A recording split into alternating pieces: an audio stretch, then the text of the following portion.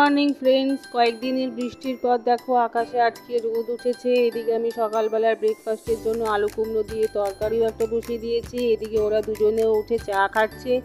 আর সকালবেলা দেখো জানলাগুলো সব বন্ধ, পর্দাগুলো পর্যন্ত সরায়নি। সকালে একটুখানি পর্দাটা না সরালে কি ভালো লাগে? বাইরে থেকে একটু আলো হাওয়া বাতাস আসলে তবেই তো ঘরটা ফুরফুরে লাগে। এদিকে আমি সকালের ওদের জন্য টিফিনও গুছিয়ে দিচ্ছি। এদের উৎসব, দাদা ওদের জন্য টিফিন সুন্দর করে গুছিয়ে দিলাম, সঙ্গে দিয়ে দেবো একটা ফল। আর এইদিকে দেখো আমি এখন রান্নাঘরে চলে এসেছি। কালকে যে পদার্থটা এনেছে তার জন্য এখন প্রিপারেশন করতে হবে। আর এইদিকে দরজায় কলিং বেলের আওয়াজ, দেখছি একটা পার্সেল এসছে। এখন রান্নাঘরে যাব, সব জোগাড় যন্ত্র করে এখন তালের বড়া ভাজছি।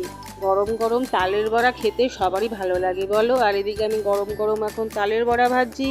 এরপর সবাই মিলে গরম গরম তালের বড়া আমরা এনজয় করব।